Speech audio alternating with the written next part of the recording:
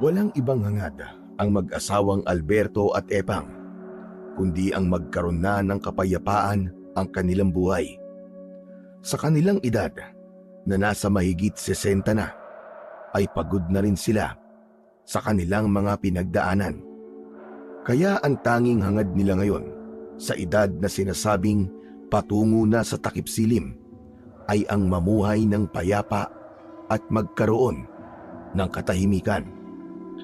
Pinili nila ang San Bartolome upang doon hanapin ang inaasam na kapayapaan. Ang plano nila ay bibili doon ng lupa upang makapagpatayo ng isang maliit na kubo na matitira nilang mag-asawa. Subalit dahil hindi magiging madali sa kanila ang makahanap kagad ng mabibiling lupa, kaya nagpasyang umupa na lang muna ng kanilang matutuluyan ang mag-asawa. Isang kubo na malapit sa paanan ng bundok ang inalok sa kanila ng taong kanilang nakausap. Ayon sa nakausap nila, ay ipinatayo ang kubo na yon para maging pahingahan dahil malapit lang doon ang kanyang taniman. Dahil madalang tumuloy doon ang taong nakausap nila, kaya inalok nito na yun na lamang ang kanilang upahan. Pumayag sina Alberto at Epang dahil sadyang nangangailangan sila ng matutuluyan. Tana nga Epang andito na sa San Bartolome ang hinahanap nating katahimikan. Yun din nga ang inaasam-asam ko, Alberto. Nakakapagod na rin ang naging buhay natin. Tama ka. Kaya napagpasyahan nating iwan na yon at kalimutan na lamang. Dahil nga ang gusto mo'y magbagong buhay na rin tayo, hindi ba?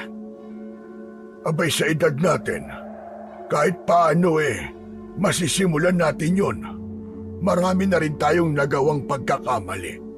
Sapat na ang mga nagawa nating yon at huwag nang dadagdagan pa. Pero sa plano natin, Alberto, alam nating hindi magiging madali ang lahat. Alam ko, Epang. Kaya nga susubukan natin. Walang mali sa gagawin natin na ito. Sana nga lang pabayaan na nila tayo. Igalang nila ang ating naging desisyon. Makahulugan, puno ng pag-asa at umaasam ang mag-asawa na sa lugar na kanilang pinili ay makakamtan na nila ang hinahanap na katahimikan. Subalit parehong malaking katanungan sa kanila kung malaya na nga ba nilang masusumpungan ang hinahanap nilang kapayapaan o may bahagi pa rin ng nakaraan na susunod sa kanila. Ilang araw na ring namamalagi sa kubo na tinutuluyan ng mag-asawa. Wala pa silang gaanong mga kakilala dahil medyo may kalayuan ang mga kapitbahay nila. Sanay sila sa simpleng buhay, kaya napagtsatsagaan nila ang kung anumang meron sila. Pinili rin nilang kumain na lang ng mga gulay, kaya ang mga gulay na nakatanim sa kanilang paligid ng kubo ang kanilang niluluto. Binigyan sila ng pahintulot ng may-ari na maaari silang pumitas ng mga gulay na naroon. Libre na yon. Ang pakiusap nga lang ay babantayan nila ang mga tanim upang hindi ito kunin ng ibang napapadaan doon.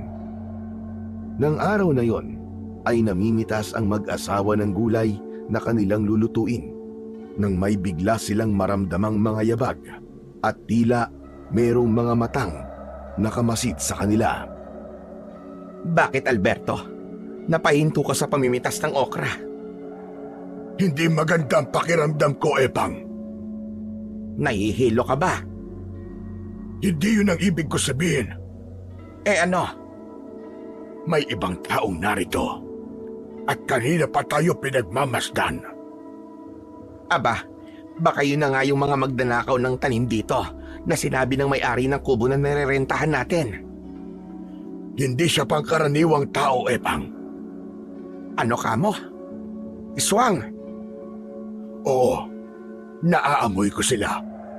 Ikaw ba? Hindi mo ba sila naaamoy? May sipon ako ngayon, Alberto. Barado ang ilong ko.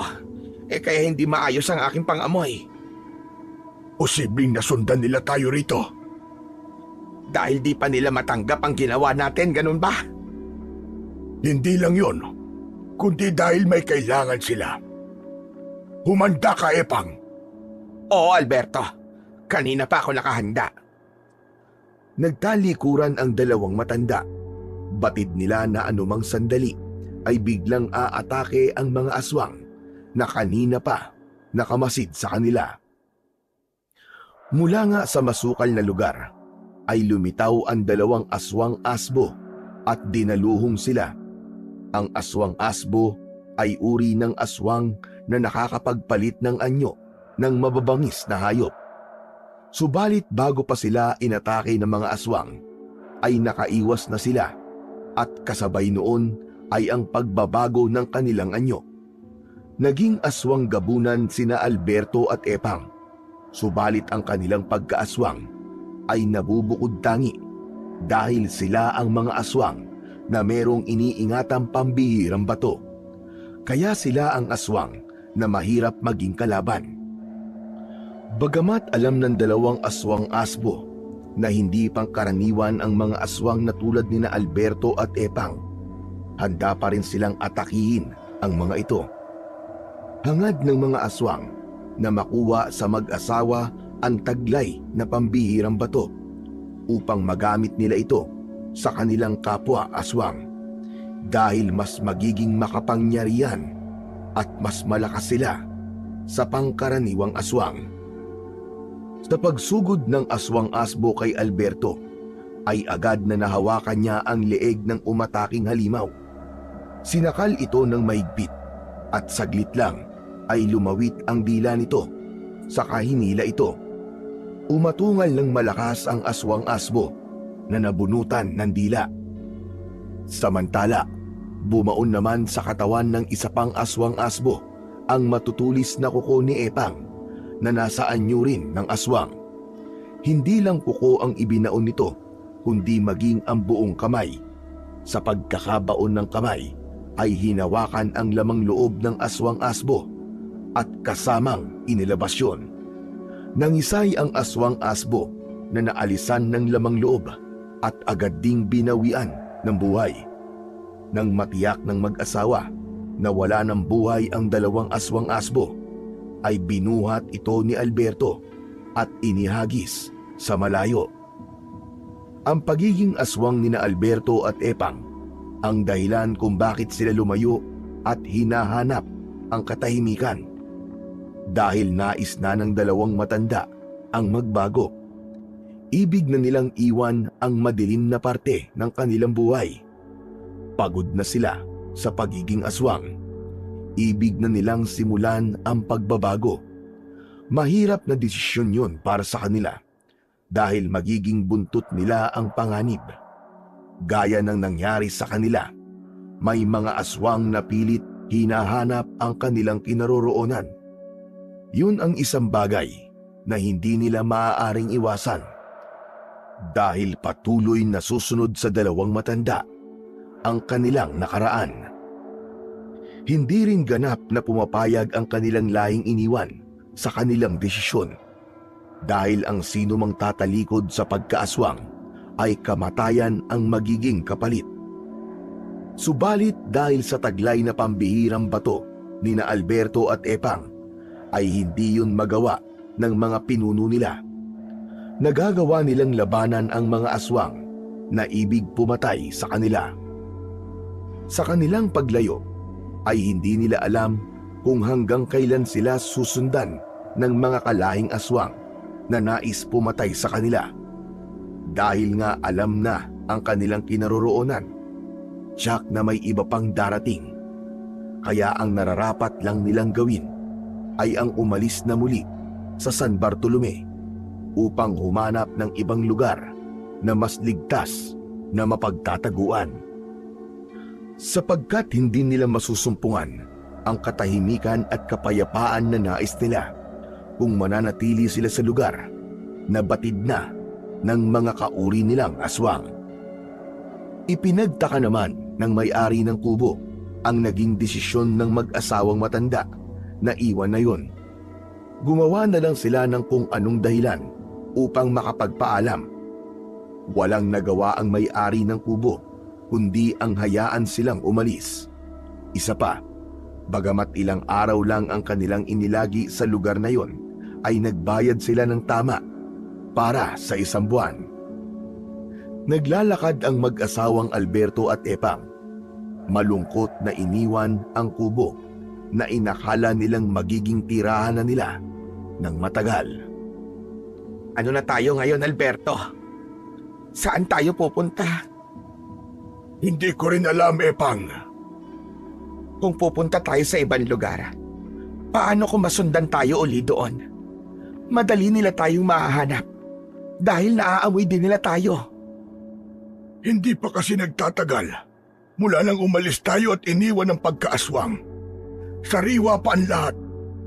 Kaya naman naaamoy pa rin nila tayo hanggang ngayon. Subalit kapag lumipas na mga buwan na hindi na tayo kumakain ng pagkain ng aswang, kundi mga gulay na lamang, hindi na nila tayo maaamoy pa kahit kailan. Pero Alberto, saan naman tayo magtatago? May naisip ako, Epang. Maaari nating subukan sa lugar na yon na manirahan. Saan? Saan, Alberto? Sabihin mo. Basta sumunod ka na lamang sa akin. Hindi ko rin tiyak kung tama ba itong naiisip ko. Subalit, walang masama kung susubukan natin. Nauna nang lumakad si Alberto at nakasunod lamang sa kanya ang kanyang asawa. Hindi agad sinabi ng lalaki ang lugar kung saan sila patutungo, kaya napakunot na lamang ang noo nito. Malayo-layo na ang kanilang nalalakad nang magreklamo na si Epang. Pambihira, Alberto. Saan ba talaga tayo pupunta? Abay, kanina pa tayo lakad ng lakad. Bakit, Epang? Napapagod ka na ba? Ano pa nga ba sa tingin mo? Kanina pa tayo naglalakad. Huwag kang mag-alala. Malapit na tayo. Puro ka malapit na. Puro kasukalan at kakahuyan na itong kinaroroonan natin. Mukhang wala nang kabahayan dito. At walang nakatirang mga tao. Yun na nga, Epang. Dito tayo titira. Sa lugar na walang mga tao. Ano ka mo, Alberto? Abay, nababaliw ka na ba? Ang hanap natin ay katahimikan at kapayapaan, hindi ba? Dito sa gubat. Jack, matatagpuan natin yon. Pero Alberto, oo nga't gusto ko rin ng katahimikan. Pero wag naman sana sa gubat. Ito ang nararamdaman kong tamang lugar para sa atin, Epang. Paano tayo mabubuhay sa ganitong lugar? Huwag kang mag-alala. Lumaki ako sa bundok, Epang. Mga magsasaka ang mga magulang ko, kaya alam ko kung paano mabuhay sa gubat. Alberto, baka dito na tayo mamatay. Pwede ba, Epang? Saka ka na lamang magreklamo. Saka alam ko na magugustuhan mo rin ang tumira sa ganitong lugar. Isa pa, pansamantala lang tayo rito. Hanggang sa ganap nang mawala ang amoy ng pagiging aswang sa atin. Ay nako, ikaw na nga ang bahala. Ano pa nga bang magagawa ko? Nagpatuloy na lang muli sa kanilang paglalakad ang dalawang matanda. Sa kabila ng kanilang edad, ay hindi pa sila ganun kahina. Tinahak nila ang pusod ng gubat. Hindi nila batid kung anong buhay ang naghihintay sa kanila sa lugar na kanilang pupuntahan. Inabutan na sila ng dilim sa pagpasok sa gubat dahil nga ayon kay Alberto ay sanay siya sa bundok kaya madali lang sa kanya ang mga dapat gawin. Nagpahinga sila sa isang malaking puno. Gumawa ng siga si Alberto gamit ang mga tuyong sanga at dahon na naroon. Kumakalam ang kanilang sikmura kaya mula sa bag na kanilang dala ay inilabas ni Alberto ang baon nilang tinapay at tubig. Pagkakasyahin na nila yon para may laman ang kanilang sikmura at bukas saka na lang hahanap ng kanilang pagkain. Dahil hindi sanay matulog sa ganung lugar, kaya halos hindi rin nakatulog ng maayos ang mag-asawa. Nagpasalamat pa rin sila dahil kahit paano ay walang mabangis na hayop o ahas na lumapit sa kanila. Siguro dahil sa siga na ginawa ni Alberto. Kinabukasan ay humanap sila ng mas maayos na lugar na maaari nilang maging tirahan. Hanggang may nakitang lugar si Alberto. Nakakita siya ng dalawang magkatabing malaking puno. Nilinis niya ang mga damo doon at saka inayos. Nilagyan ng mga pinutol na sanga. Kumuha rin si Alberto ng malalapad na dahon na pinagdikit-dikit upang maging bubong nila. Ang magiging tulugan ay tinambakan ng mga damo. Nagtulungan ang mag-asawa sa pag-aayos ng kanilang magiging pansamantalang tirahan. Hanggang sa nakadama sila ng pagod, pero halos patapos na ang kanilang ginagawa. Pwede na itong maging pansamantala nating tirahan, Epang. Pero hanggang kailan nga ba tayo rito sa gubat? Mga 1 o 2 buwan. Hanggang sa ganap nang mawala sa katawan natin ang amoy ng pagiging aswang. Mawawala rin yon kapag hindi na tayo nagbabago ng anyo at di na kumakain ng pagkain ng aswang. Sana nga'y maging ligtas tayo rito, Alberto. Ako nang bahala, Epang. Huwag kang mag-alala. Alberto, abay ako'y nagugutom na. Ako rin. O siya, sige. Ako na lamang ang hahanap ng pagkain natin. Dito ka lamang. Aalis na ako. Sandali lang, Alberto. Baka kung saan ka makarating, ha? Ayoko maiwang mag-isa rito. Ano ka ba naman, Epang? Hindi ako lalayo. May nakita kasi akong prutas sa paligid. Yun na lamang ang kukunin ko. O sige, Alberto. Basta't mag-iingat ka. Agad namang nakakita ng puno ng saging na may hinog na bunga si Alberto. Pati na rin hinog na papaya. Malayo na sa kapatagan ang lugar at madalang na ang taong nagtutungo roon. Marahil ang mga halamang tumubo roon ay dahil sa mga taong nakatira na doon o kaya ay dahil sa mga ibon. Pagkatapos nilang kumain ay nakaramdam na ng antok ang mag-asawa. Dahil napagod din sila kaya nagpasya na silang magpahinga muna. Nahiga sila sa mga dahong nakalatag na inayos ni Alberto na magiging kanilang tulugan. Ilang minuto pa lang silang nakapikit at hinila na ang kanilang mga mata sa pagkakatulog nang meron silang marinig na talagang ikinagulat nila. Narinig mo ba yon, Alberto? Oo, Epang. Tama ba ang narinig natin? Yun nga din ang ipinagtataka ko. May batang umiiyak sa ganitong lugar. Isa lang ang ibig sabihin nun. May ibang taong nakatira dito. Sandali, Alberto. Parang kinakabahan yata ako. Abay, bakit ka naman kakabahan? Mas mainam ngayon na may ibang tao rito. E paano kung aswang yon? At nasundan tayo hanggang dito? Hindi, Epang. Kung aswang yon, naamoy na natin sila. Kung sa bagay, may punto ka. Halika, tumayo ka riyan. Abay, saan naman tayo pupunta? Hahanapin natin ang pinagmumulan ng iyak ng bata. Bakit pa, Alberto? Para makilala natin kung sino sila. Baka pwede nating maging kaibigan. Nag-aatubili man si Epang, subalit tumayo na rin ito para sumunod sa ibig na mangyari ni Alberto. Hinanap nila ang pinanggagalingan ng batang umiiyak. Pinasok nila ang kasukalan sa bahagi ng gubat dahil naririnig nila mula roon ang pag-iyak. Hanggang isang batang lalaki na sa tansya nila ay nasa 4 o 5 taong gulang na ang edad. Hubot-hubad ang bata at marusing ang itsura nito. Isang bata nga, Epang. Ngunit walang kasama. Huwag mo siyang lalapitan, Alberto. Pero bakit? Kawawa naman. Tulungan natin siya. Alberto, kailangan natin mag-ingat. Baka mamaya ay bitag ang batang yan. Ano ka mo? Bitag? Abay, anong ibig mong sabihin, Epang? Mamaya niyan patibong yan ng isang halimaw o maligno. Kapag pinakailaman, ay kung anong mangyayari sa atin.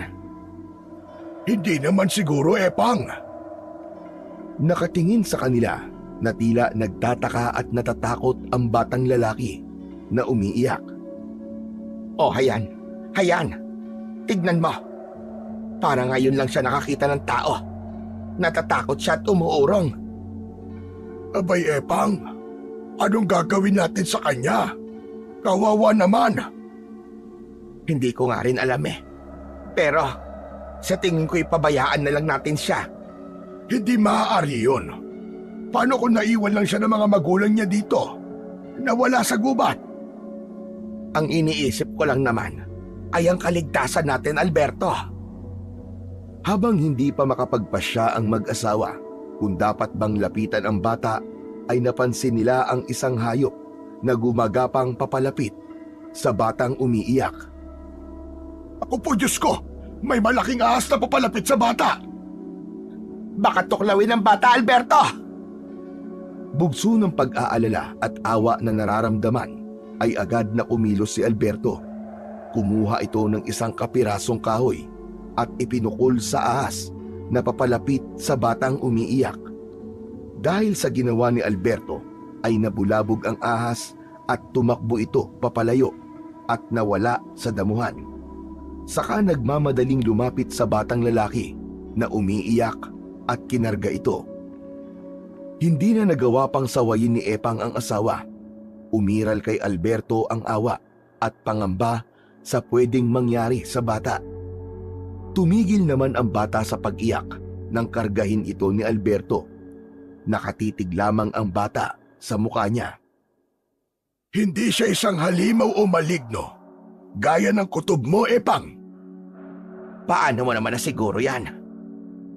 Nararamdaman ko yon. Sana nga'y tama ka, Alberto. Kung hindi, baka mapahamak tayong dalawa. Kinausap ni Alberto ang bata, subalit nakatingin lamang ito sa kanya. Mukhang hindi niya ako naiintindihan, Epang. Baka iba ang lengguwahe ng mga magulang niya. Pero nasaan kaya sila? At nagawang iwan dito ang kawawang batang yan. Ibinaba ni Alberto ang kargang bata. Plano niya'y isama ito pabalik sa ginawa nilang pahingahan. Biglang may narinig silang tila alulong ng kung anong hayop. Wari may tinatawag ito. Napansin nilang nanlaki ang mga mata ng bata nang makarinig ng alulong ng hayop. Tila ba pamilyar sa kanya ang tunog na yon. Naulit ang tunog ng hayop. Sa ikalawang ulit ng pag-alulong ay biglang tumakbo ang bata upang puntahan ang pinagmulan ng tunog. Ay, bata! Abay, saan ka pupunta? Sandali lang! Yung tunog, Alberto. Kilala niya kung sinong may likha nun. Halika, sundan natin ang bata. Alamin natin kung anong hayop ang pinagmulan ng tunog na yon. Nagmamadali ang mag-asawa na sinundan ang tumakbong bata. Ganun na lamang ang gulat nila sa kanilang nakita at natuklasan. Nasa kubli noon ang mag-asawa sa makapal na halaman. Hindi maaari. Isang asong lobo ang hayop na pinagmulan ng tunog. Tignan mo, Alberto. Hindi siya natakot sa asong lobo at yumakap pa siya sa hayop. Hindi mo ba napansin? Masaya ang mukha ng asong lobo na makita ang bata. Alberto, hindi kaya ang asong lobo na yan ang tanging kasama ng bata dito sa gubat? Pero imposible yun. Tignan mo, Alberto. Sumakay ang bata sa likod ng asong lobo. Komportableng-komportable siya na nakayakap pa dun sa hayop. Epang, mukhang tama ka. Baka ang asong lobo ang nagpalaki sa kanya. Naging palaisipan sa mag-asawa ang bagay na yon. Umalis na ang asong lobo na nakasakay ang bata sa likod nito. Bumalik naman ang mag-asawa sa lugar na kanilang pahingahan. Kanina ka pa walang ibo, Alberto. Wala nang makita natin ang batang lalaki na yon. Epang, hindi ligtas ang batang yon kung mananatili siya rito sa gubat. Anong pinaplano mo, Alberto? Ano kaya kung kunin natin ang bata? Alberto, delikado ang iniisip mo. Epang, kawawa ang bata eh. Hindi siya hayop para manatili dito sa gubat. Ibig mo bang sabihin aalisin natin siya rito sa gubat? Yun nga ang plano ko, para magkaroon siya ng maayos na buhay. Bagamat mabuti ang plano ni na Alberto sa batang lalaking kanilang nakita, hindi naman ganun kadali yun. Lalo na't isang asong lobo ang tila nakikilala nitong mga magulang na nagpalaki sa kanya. Hindi rin nila alam kung paano ba napunta sa gubat na yon ang bata. Alberto, kung aalisin natin sa gubat ang bata, paano naman natin gagawin yon? Mapanganib ang asong lobo. Tiyak na magagalit siya sa atin. Yun nga rin ang iniisip ko, Epang. Pero alam kong merong paraan. Sapagkat kailangan pang manatili sa gubat ang mag-asawa upang ganap na mawala sa kanilang katawan ang nakadikit na amoy ng pagiging aswang. Kaya matatagalan pa sila bago umalis doon. Kaya sa mga sandaling yon ay gagawa sila ng paraan upang mapalapit sa batang lalaki na nakita nila sa loob ng gubat. Ngunit tila hindi na sila mahihirapan pang gawin yon dahil isang umaga sa paggising nila ay hindi sila makapaniwala sa kanilang nabungaran. Alberto! Alberto! Alberto, gumising ka! Madali ka! Bakit, Epang? Ano bang meron? Basta gumising ka. At nang makita mo siya. Sino ba? Bumangon si Alberto at ganun na lamang ang pagtataka niya nang makita sa harap nila ang batang lalaki. Abay, Alberto, sa tingin ko ay kanina pa siya rito at hinihintay ang pagising natin. Anong ginagawa mo rito, iho? Walang sagot na nakuha si Alberto mula sa bata. Subalit ngumiti ito sa kanya. Ibig lang sabihin ay komportable na ang bata at nais nitong makipagkaibigan sa kanila. Bumukas ang bibig ng bata na tila may ibig sabihin. Kaya lamang tunog na kagaya ng sa asong lobo ang lumabas sa bibig nito. Alberto, ginaya niya ang tunog ng asong lobo. Hindi siya nakakapagsalita. Kaya nga ang ibig sabihin lang nun, matagal niya nang kasama ang hayop na yon. Dahil yun lang ang tunog na lagi niyang naririnig. Kaya yun ang kanyang natutunan at ginagaya. Kaya posible talagang ang asong lobo ang nagpalaki sa kanya. Tama ka, Epang. Ganun na nga siguro. Lumapit sa mag-asawa ang bata. Pinagmamasdan nito ang kanilang tinutulugan. Gusto mo bang dito rin matulog? Ngumiti lang kay Alberto ang bata. Humiga ito sa ginawa nilang higaan na yari sa mga dahon at sinapitan ni Epang ng tela. Kumuha si Alberto ng prutas na napitas niya sa gubat. Inialok yon sa bata. Kinain naman ito ng bata at nakangiti pa sa kanila habang nilalantakan ang prutas na ibinigay nila. Hindi naman kumakain ng prutas ang asong lobo, pero kinain niya ang prutas, Alberto. Abay, malay natin. Baka kakaibang asong lobo ang hayop na yon at kumakain din ng mga prutas. Habang pinagmamasdan ng mag-asawa ang batang kanilang kaharap, ay nagkatinginan sila. Dahil may kirot silang naramdaman sa kanilang mga puso. Kirot na ayaw na sana nilang maalala pa. Subalit dahil sa batang kasama nila ngayon, ay hindi nila naiwasang bumalik ang isang alaala. Pagkatapos kumain ay umalis na ang bata. Hindi na nila ito sinundan, subalit dahil sa kanilang ginawa ay ramdam nilang babalikan sila nito. Lalo na't naiparamdam nila sa bata na hindi sila panganib, kundi isang kaibigan. Wala na ang bata, ngunit nananatiling tahimik ang mag-asawa. Unang napansin ni Alberto na tila kinusot ni Epang ang kanyang mga mata. Abay, sandali lang, Epang. Umiiyak ka ba? Wala ito. Medyo nangati lang ang mga mata ko. Napuwing yata. Hindi mo na kailangang ipagkaila pa sa akin. Nakita ko ang reaksyon mo at alam kong pareho tayo ng nararamdaman. Alberto, hindi ko maiwasang hindi siya maalala. Yan! Sinasabi ko na nga ba eh. Bumalik sa akin ang lahat, Alberto. Ang masakit na nangyari sa kanya. Ganon din naman sa akin, Epang. Ang batang kasama natin kanina ay nagpaalala sa akin sa ating nawalang anak. Nagkaroon ng anak na lalaki ang mag-asawang Alberto at Epang. Nag-iisang anak na nagbigay sa kanila ng hindi maipaliwanag na kaligayahan dahil matagal nilang pinangarap yon. Subalit nang dumating ito, ay hindi nila akalain na magiging maikli lang ang panahon ng kanilang pagsasama. May dumukot sa kanilang anak na noon ay nasa 6 na taong gulang na. Ang kanilang hinala, ang taong gumawa nun ay may galit at inggit sa kanila dahil natatangi sila sa mga aswang na nasa kanilang lipi. Dahil yon sa pagtataglay nila ng isang pambihirang bato, nais ng aswang na kauri nila na kunin yon. Ginamit nila ang kanilang anak upang kunin yon sa kanila.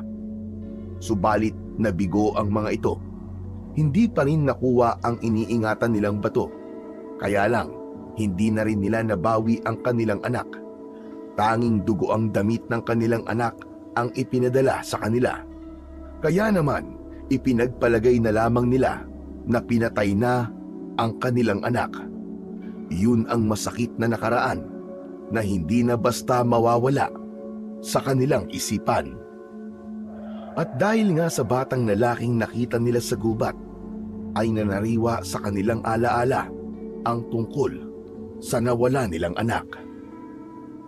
May lamang sana ang anak natin, Epang. Siguro may apo na tayo sa kanya. Katulad ng batang lalaki na narito sa gubat.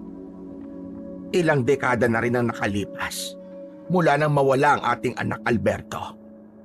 Pero ang sakit at kirot ay naririto pa rin sa aking dibdib.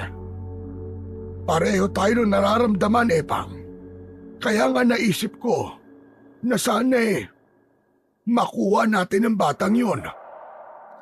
Talaga bang gusto mo siyang kunin, Alberto? Oo naman, Epang. Baka siya ang muling makakapagpasaya sa atin na magiging kapalit ng nawala nating anak. Kaya lamang, Alberto, hindi yun magiging madali dahil sa asong lobo na kasama niya. Kaya nga maghihintay tayo ng tamang pagkakataon kung paano natin makukuha ang bata.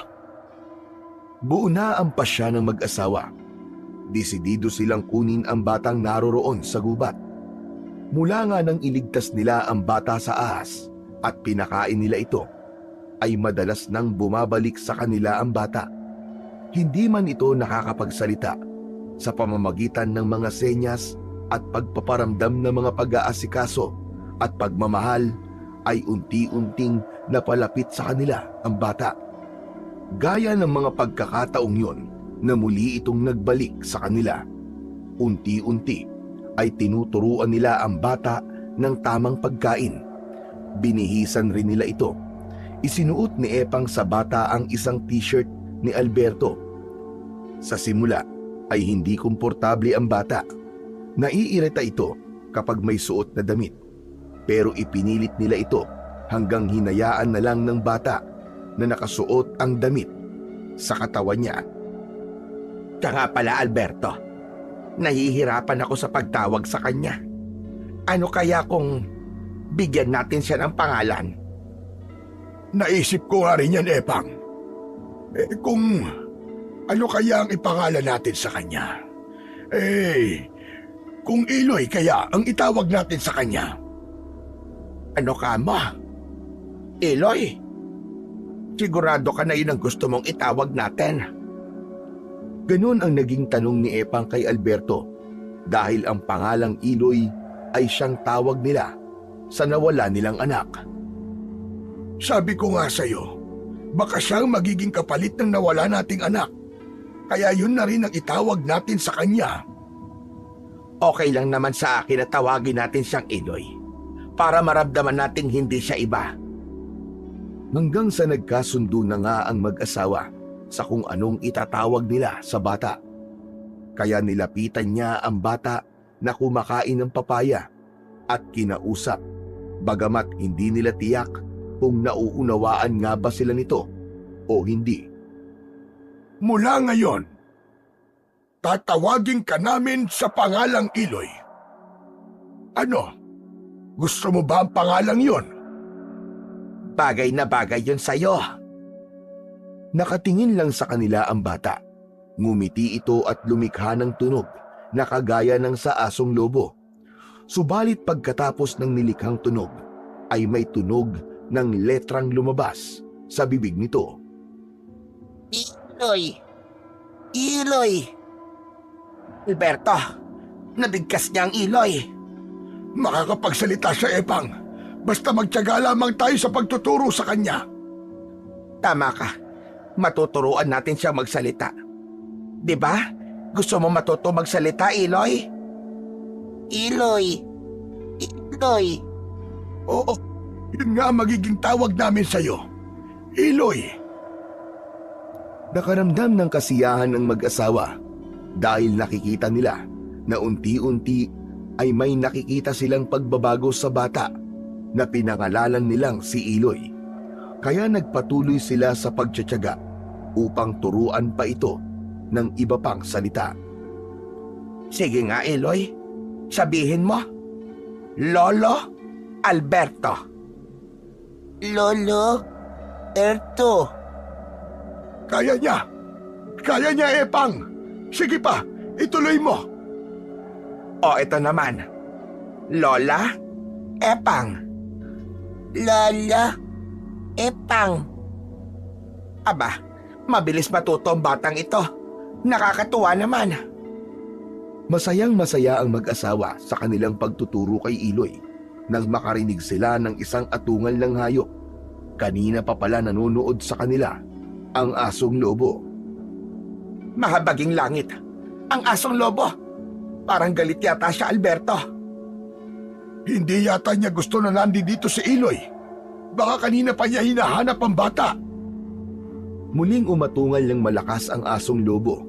Naghahanda ito upang atakihin ang mag-asawa. Ang totoo'y kayang-kaya nilang harapin ang asong lobo dahil pareho silang aswang at may kakayahang harapin yon. Yun nga lang, ayaw na nilang gamitin ang pagiging aswang. Nais na nila yung talikuran, kaya nga lumayo sila dahil sa paghahangad ng payapang buhay. Anong gagawin natin, Alberto? Baka kung anong gawin nila sa atin. Huwag kang mataranta, Epang. Saka tignan mo. Nakatingin si Iloy sa asong lobo. Humanda ang asong lobo upang atakihin ang dalawang matanda. Subalit ganun na lamang ang pagtataka nila nang biglang humarang sa kanilang unahan si Iloy. Dinipensahan sila ng bata upang hindi atakihin ng asong lobo. Umatungal na katulad ng sa asong lobo si Iloy. Huminto ang asong lobo at hindi tinuloy ang pag-atake kina Alberto at Epang. Umamo rin ang mukha ng hayop na nakatingin sa dalawang matanda.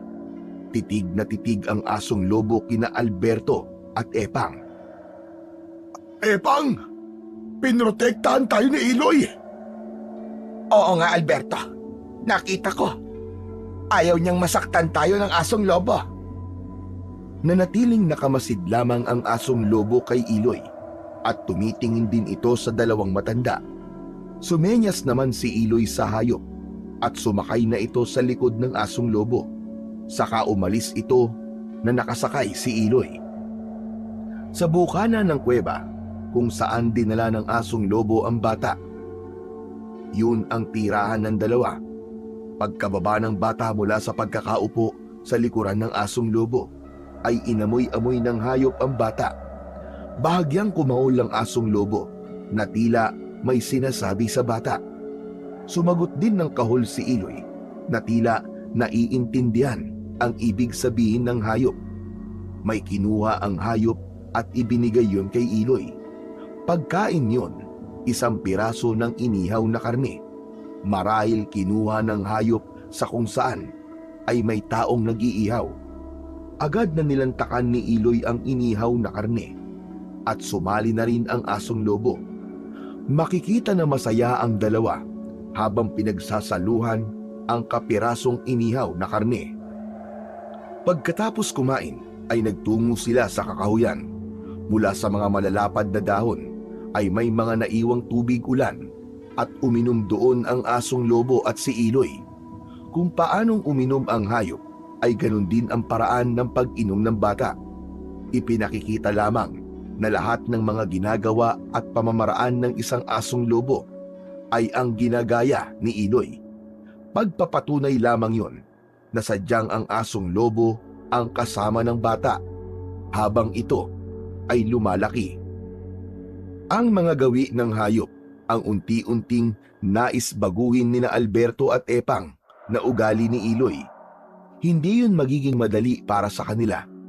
Pagkatapos na makainom ang asong lobo at si Iloy, ay nakabalik na ito sa may bukana ng kuweba. Magkatabing nagpahinga ang dalawa.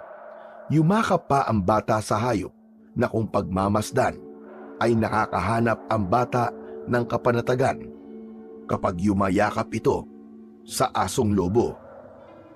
Samantala, nang sumunod na araw, ay muling nagbalik kina Alberto at Epang ang bata. Kasama pa nitong nagtungo sa kinaroroonan nila ang asong lobo. Tila inihatid pa nito ang bata sa kanila, saka ito tumakbong umalis. Aba, tama ba ang pagkakaintindi ko, Epang? Hindi rin ako makapaniwala, Alberto. Tila hinatid dito ng asong lobo si Iloy. Yun na nga. Ibig lang sabihin, pinagkakatiwalaan niya na tayo. Wala rin siyang ginawang anuman sa atin. Yun na nga, Alberto. Sa tingin ko, ay itinuturing niya na rin tayong kaibigan. Ganun na nga siguro. Nang dahil yun kay Iloy, naramdaman ng asong lobo na hindi tayo panganib sa bata at maging sa kanya. Saan kaya nagpupunta ang asong lobo na yon? Madalang kasi natin siyang makita. Baka humahanap lamang siya ng makakain. Iloy, mamaya mag-aaral ulit tayo ng pagsasalita ha. Tuturuan kita. Nakikita namin, Iloy, na madali kang matututo. Abay, matalino ka. O sige nga, sige nga. Gusto kong sabihin mo. Opo. Opo. Ayon, kaya-kaya niya, Alberto. Nakangiti si Iloy na tila naiintindihan ang sinabi ni Epang. Minsan pa ay nagtiyaga sina Alberto at Epang na turuan ang bata. Nais nilang matuto itong magsalita at maunawaan ang ibang bagay. Subalit pagdating ng hapon ay bumalik sa kanila ang asong lobo upang sunduin ang bata. Hinayaan naman ng dalawang matanda na sumama ang bata sa asong lobo. Sa ganung paraan ay ganap nang nakukuha nina Alberto at Epang ang loob ng asong lobo. Naging kaibigan na rin nila ito kalaunan. Hanggang sa lumipas pa ang maraming araw, ilang buwan na rin sila sa gubat. Napagpasyahan na ng dalawang matanda na gawin ang kanilang pinaplano. Kailangan na ba natin gawin yon, Alberto? Oo, Epang. Hindi na tayo dapat pang magsayang ng panahon. Mamaya, dadalhin uli rito ng asong lobo ang bata. Yun na rin ang pagkakataon upang maisama na natin sa kapatagan si Iloy. Doon siya nararapat para magkaroon siya ng magandang buhay. Hindi gaya dito sa gubat. Maya-maya nga ay dumating na ang asong lobo at sakay sa likuran ang bata. Gaya ng madalas na ginagawa, ay agad din itong umaalis at iniiwan na lamang si Iloy. Walang kaalam-alam ang hayop na yun na pala ang huling pagkakataon na makakasama niya ang batang kanyang pinalaki. Ilang buwan na rin ang pananatili ng dalawang matanda sa gubat. Sa palagay nila ay sapat na ang mga panahong yon at hindi sila nagiging aktibo bilang aswang upang mawala na ang nakakapit na amoy sa kanila. Handa na silang bumaba sa gubat at gaya ng kanilang napagkasunduan ay isasama nila si Iloy. Kaya naman nang natiyak nila na wala na at malayo na ang asong lobo, ay naghanda na sila upang bumaba ng kapatagan. Panibagong pamumuhay yon para kina Alberto at Epang. Pinasan ni Alberto sa kanyang balikat si Iloy upang mapabilis ang kanilang paglalakad. Tuwang-tuwa naman ang bata at walang kaalam-alam sa plano ng mag-asawa. Sa edad na mahigit 60 ay malakas pa si Alberto, kaya hindi naging mahirap sa kanya na pasanin ang bata. Subalit habang naglalakad sila papalabas ng gubat, ay makikita sa mukha ni Iloy ang pagtataka dahil ramdam niyang papalayo na sila sa lugar na naging tirahan ng bata. Lolo! Lolo! Ah! Ah, Lolo!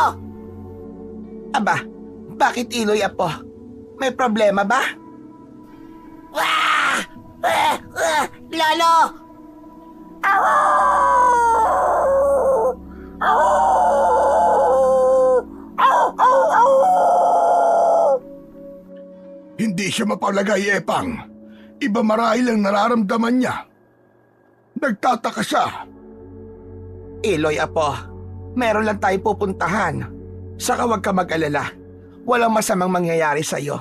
Hindi ka namin pababayaan.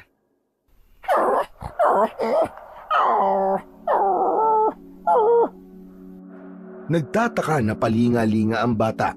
Walang katiyakan kung nauunawaan niya ba ang mga sinabi ni Epang. Bagamat nasa mukha nito ang pagtataka.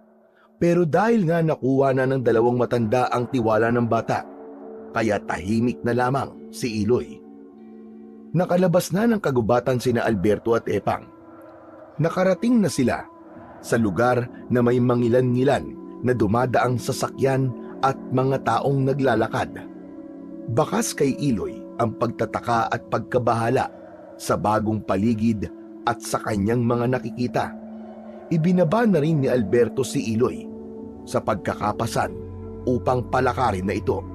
Kaya lamang nang ibaba ang bata ay ayaw nitong maglakad dahil naninibago sa kinaroroo ng lugar. Lola? Lolo? Aba, binabanggit na ni Iloy ang lolo at lola. Siguro ibig niyang sabihin, nasan siya? Tingnan mo ang mukha niya. Nanlalaki ang kanyang mga mata. Parang natatakot. Normal lang yan sa gaya niya ngayon lang nakababa ng bundok. Kaya lahat ng makikita niya ay kanyang pinagtataka. Hindi sigurado si Alberto kung nauunawaan nga siya ni Iloy. Subalit sinubukan niyang kausapin ito. Apo, narito ka na sa kapatagan. Dito na ang magiging bago mong mundo. Kami ng Lola Epang mo ang makakasama mo at mag-aalaga sa iyo. Tama nga naman yon, Iloy. Mas masaya dito kumpara sa gubat. Nakatingin lang sa dalawang matanda si Iloy. Subalit wala na itong magagawa, kaya napahawak na lamang ang bata sa kamay ni Alberto. Samantala, sa gubat sa lugar na iniwanan ng dalawang matanda, nagbalik ang asong lobo. May dala pa itong pagkain para kay Iloy. Ngunit gano'n na lamang ang pagtataka ng hayop na wala na siyang datnan sa lugar kung saan niya iniwan ang batang kanyang pinalaki. Agad na tumakbo ang asong lobo at inamoy-amoy ang daan na posibleng nilakaran nina Alberto at Epang. Umaalulong na may kasamang tahol ang ginagawa ng asong lobo. Sa nililikhang tunog ng hayop ay posibleng sumisigaw ito at tinatawag si Iloy. Maaaring umiiyak din siya dahil wala na ang batang kanyang inalagaan at nakasama na itinuring niyang kanyang anak. Agad namang nakahanap ng matitirhan sina Alberto at Epang. May ipong pera ang mga ito, kaya kahit paano ay may magagamit na panggastos para sa kanilang pagbabagong buhay. Wala naman silang mga mahahalagang gamit, kundi mga damit lamang na pamalit. Sa bago nilang tirahan ay saka pa lang sila bibili ng mga kanilang gamit. Tahimik lang ang bata. Hindi rin ito umiiyak, kundi nagmamasid lamang ng may pagtataka. Mapapansin sa mga mata nito ang pag-aalala na pinapawi naman ng dalawang matanda sa pamamagitan ng pag-aasikaso nila kay Iloy at sa pamamagitan ng pagyakap. Sa bago nilang tirahan ay ipinagpatuloy ni na Alberto at Epang ang pagtuturo sa bata ng pagsasalita, maging ang tamang pagkilos bilang tao upang unti-unting alisin ang gawi ng pagiging hayop na kinalakihan ng bata. Dahil naman sa pagtsatsaga nila ay mabilis na natuto si Iloy. Nakakaintindi na ito ng kanilang mga sinasabi at nakakapagsalita na rin, bagamat paputol-putol at may pagkabulol. Malaking pagbabago yun para kay Iloy na labis na ikinatutuwa ng dalawang matanda. O Iloy, abay bakit ka tumigil sa pagkain? Hindi mo ba nagustuhan ang isdang sinabawan na niluto ko? Sarap! Sarap, Lolo! Sarap! Aba, masarap daw ang sabi ng apo natin. Abay talagang masarap. Salamat, Apo, at nagustuhan mo ang luto ni Lolo, ha? Abay sige, magpakabusog ka. Para sa'yo yung isdang niluto ko. Opo. Hindi lang ang pagsasalita at mga tamang gawi ang itinuro ng dalawang matanda kay Iloy, kundi ang maging magalang din. Dahil kay Iloy ay nagkaroon ng saya at kabuluhan ang buhay ng mag-asawa. Naging inspirasyon din nila ang bata upang ipagpatuloy ang pagbabago, lalo na't tunay na apo ang turing nila sa bata, na ang pangalan ay nagpapaalala ng kanilang nawalang anak. Buo ang pag-asa at paniniwala ng dalawang matanda.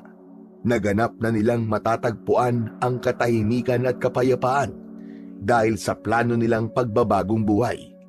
Subalit sa gaya nilang mga aswang, wala pa ring katiyakan kung magiging madali nga kaya ang ganung bagay, bagamat patuloy nilang sinusubukan. Unti-unti ay nasasanay na si Iloy sa kanyang bagong paligid. Hindi na rin niya hinahanap-hanap ang asong lobo na nagpalaki sa kanya. Sa pagtulog nito ay maayos na nakakatulog ang bata. Kaya lamang ng gabing yon, mahimbing nang natutulog sina Alberto at Epa nang magising sila sa malakas na sigaw ni Iloy. Umiyak ito ng malakas, kaya agad na nilapitan ng dalawa. Bakit, apo? Ano nangyari sa'yo? Ayos ka lang ba, Iloy, Apo? Alberto, mukhang nananaginip siya. Iloy! Apo, bakit? Lolo! Lola! Au! Au! Apo! Apo, tama na! Napapanaginipan mo ba siya? Ang asong lobong nagpalaki sa'yo? Alberto, napapanaginipan niya nga siguro. Niyakap ni Epang si Iloy. Hinaplos-haplos naman ni Alberto ang ulo ng bata at pinahid din ang tumutulong luha sa pisngi nito. Pilit ipinaramdam ng mga ito sa bata ang kanilang pagmamahal at pagkalinga na hindi ito nag-iisa. Humihikbi ang bata na nakayakap kay Epang hanggang sa makatulog ito. Nang makatulog si Iloy ay pinagmasdan nila ang bata. Nakakaramdam sila ng awa dahil may mga pagkakataon na naaalala at nasasabik itong makita at makasama ang asong lobo na nagpalaki rito. Subalit para kina Alberto at Epang ay hindi na kailangan makita pa uli ng bata ang asong lobo. Nasa bagong mundo na si Iloy, ang mundo na nararapat sa isang tao na kagaya niya.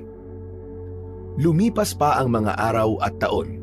Naging payapa ang buhay ni na Alberto at Epang sa piling ni Iloy na nagbigay sa kanila ng bagong kaligayahan.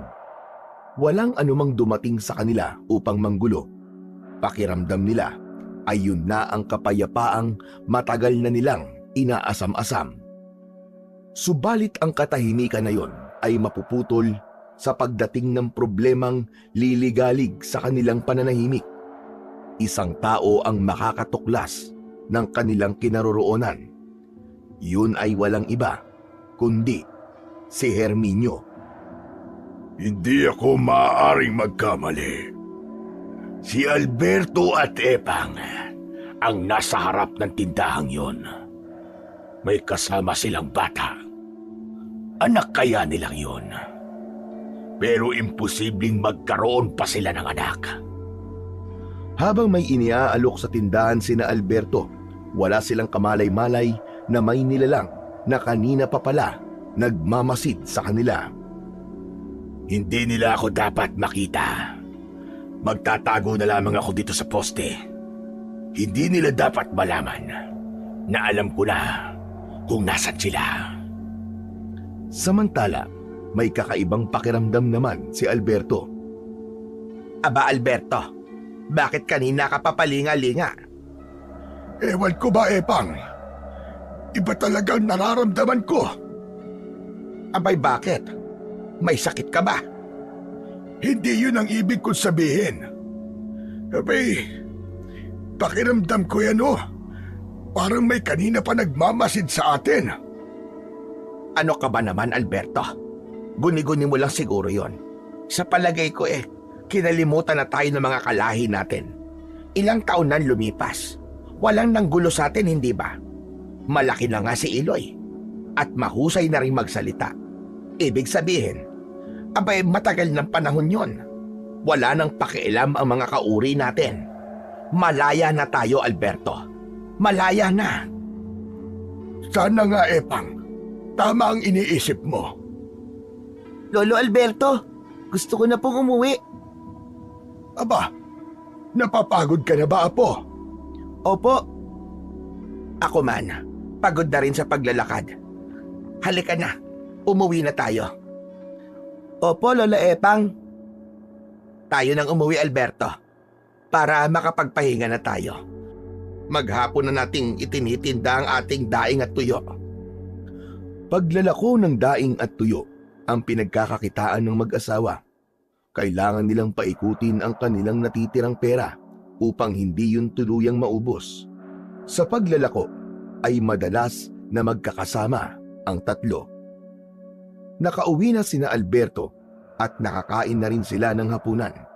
Natutulog na si Iloy na napagod sa paglalako. Napansin naman ni Epa na balisa pa rin at tila may malalim na iniisip ang asawa niyang si Alberto. May gumugulo ba sa'yo, Alberto? Kanina ko pa kasi napapansin na malalim ang iniisip mo. Hindi kasi mawala-wala sa isip ko yung naramdaman ko kanina, Epang. Yung tungkol ba sa sinabi mong tila may nakamasid sa atin? Tama ka. Ibang-iba talaga ang kutob ko. Panganib ang dala ng kung sino man yun. Ginugulo ka lamang ng isip mo, Alberto. Epang, alam ko kung ano ang buhay na iniwan natin. Galit sila at may bagay na hindi nila nakuha sa atin. Kaya malamang, matagal na nila tayong hinahanap. Iniisip mo ba ngayon, Alberto, na posibleng alam na nila? Maaaring nakakalat na rin sa iba't ibang lugar ang mga aswang na kauri natin. Sila man ay nasabihan na rin. Sa ilang taon na wala tayong balita, hindi natin batid kung nakapagparami na sila ng lahi. Anong gagawin natin ngayon, Alberto? Dapat tayong magdoble ingat, Epang. Paano kung bigla na lamang may umatake sa atin? Paano kung pati si Iloy ay pagdiskitahan nila? Yun ang wag na wag nilang gagawin kung ayaw nilang mapahamak sila. Isa pa, hindi maaaring makuha ng sinuman sa ating mga kalahi ang pambihirang bato dahil gagamitin lang nila sa lalo pang kasamaan. Hindi ko hahayaang mangyari yon sa ibabaw ng aking bangkay. Tama ka, Alberto. Tama ka.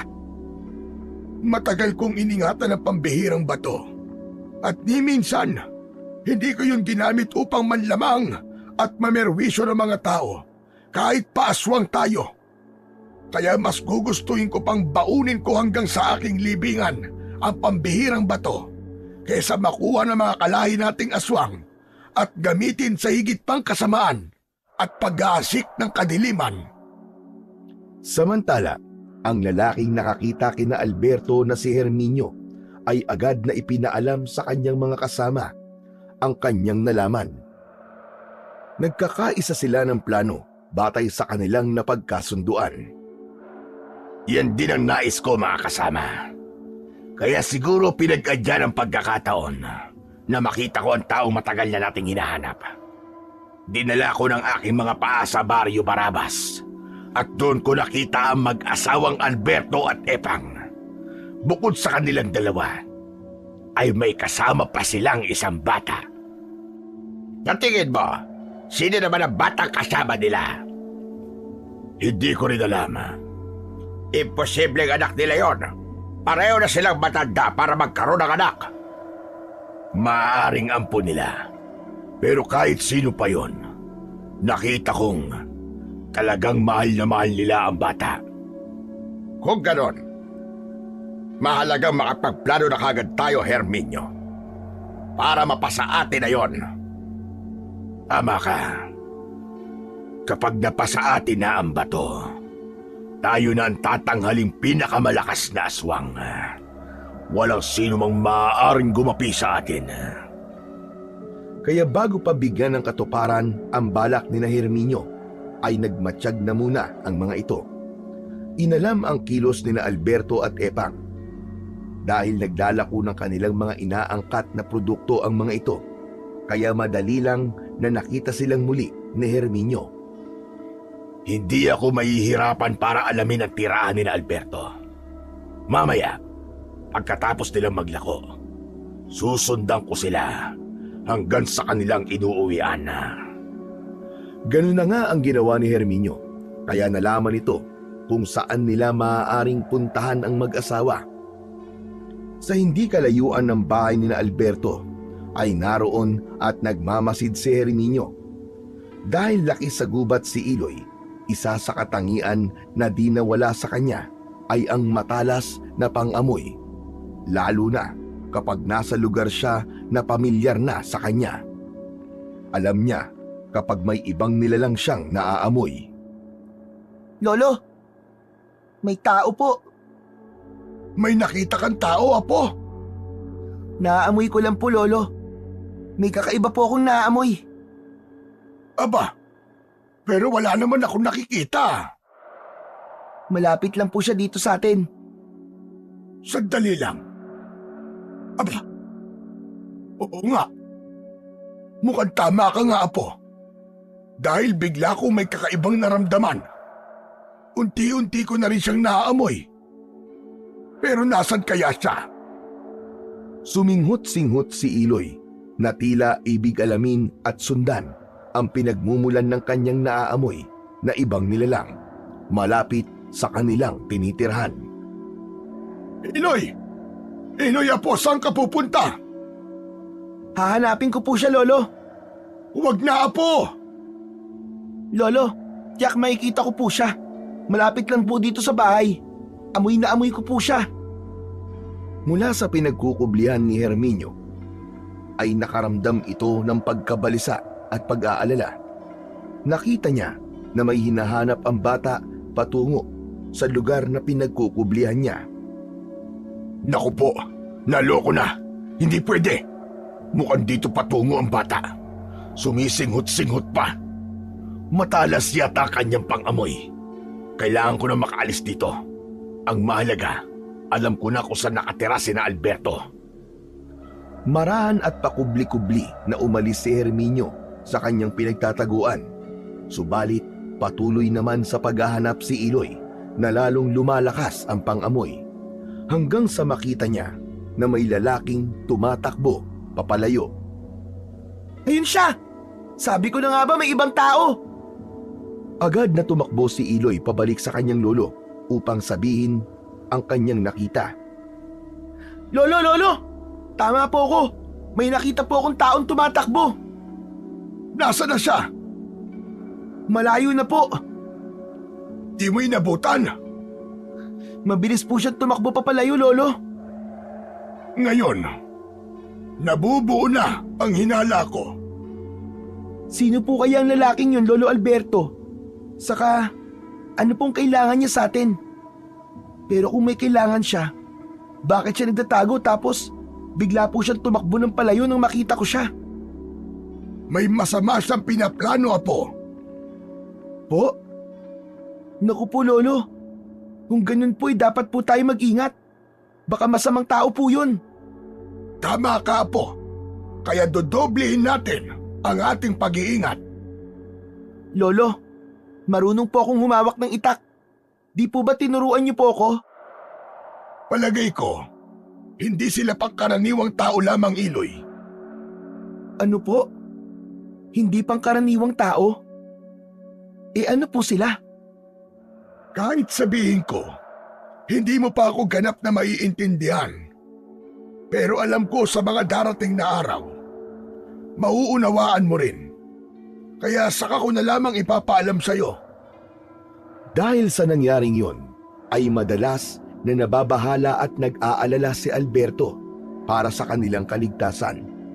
Sa lugar naman ni Herminio ay nagsimula na silang bumuo ng plano kung paano aatakihin sina Alberto at makuha ang pambihirang bato na kanilang kailangan. Umanda kayo mga kasama. Kailangan huwag tayong mabigo. Tulungan niyo ako makuha ang ating pakay kina Alberto. Dahil tayo ang makikinabang nun. Maaaring tumagos sa inyo ang bisa ng pambihirang bato sa sandaling mapasa atin. Kaya ngayong gabi ay sama-sama tayong sasalakay. Kung marami tayo, tiyak matataranta ang mag-asawang yon. Nagkakaintindihan ba tayong lahat, mga kasama? Sumang-ayon naman kay Herminio ang mga kausap na gaya niya ring mga aswang. Subalit ng mga pagkakataong yon ay nasaan yung tao pa ang mga ito. Magiging aswang lamang sila kapag umatake na sila kina Alberto. Tahimik na ang gabi. Payapa nang nagpapahinga sina Alberto. Bagamat nasa puso niya pa rin ang madalas na pagkabahala, ay maaga siyang nakatulog ng gabing yon.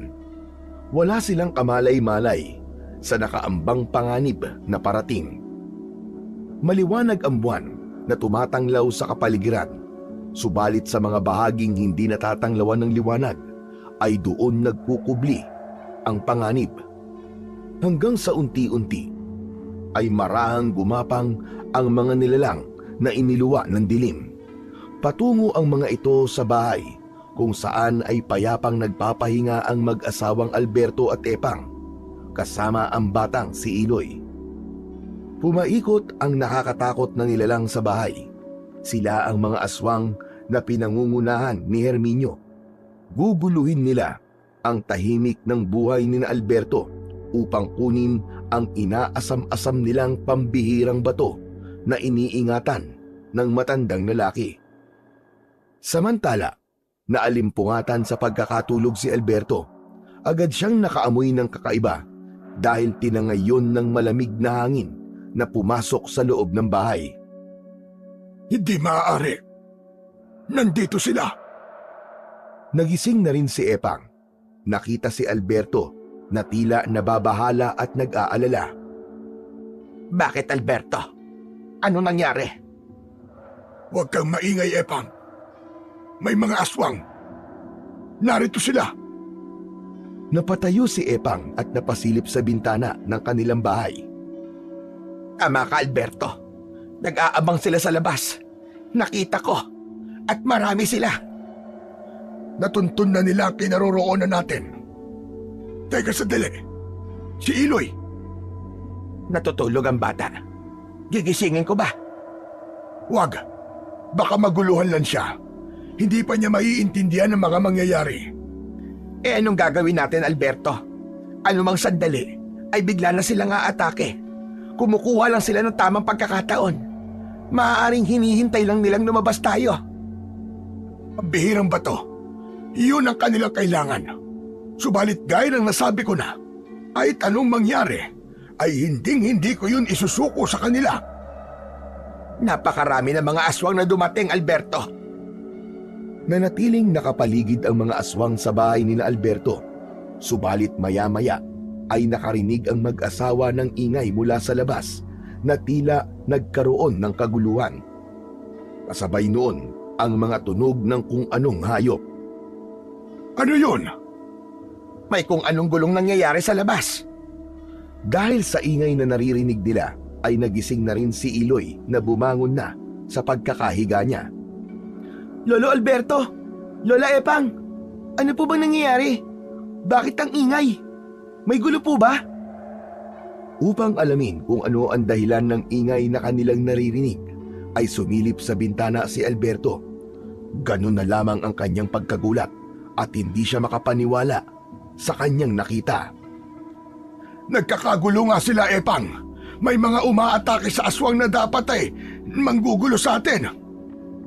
Napasugod na rin sa bintana si Epang upang malaman kung ano bang tinutukoy ni Alberto. Diyos ko, mahabaging langit. May mga asong lobo na kalaban ng mga aswang. Iyon na nga, may dumating na mga asong lobo. Kaingay ang mga asong lobo na nakikipaglaban sa mga aswang. Narinig ni Iloy ang alulong ng mga asong lobo. Si Awu! Andito si Awu! Napasilip na rin sa bintana ang bata at nakita niya ang pakikipaglaban ng mga asong lobo sa mga aswang. Maraming kasama si Awu! Lolo! Lola! Nandito sila! Nandito sila, Awu! Tama ka, Iloy. Tinulungan nila tayo.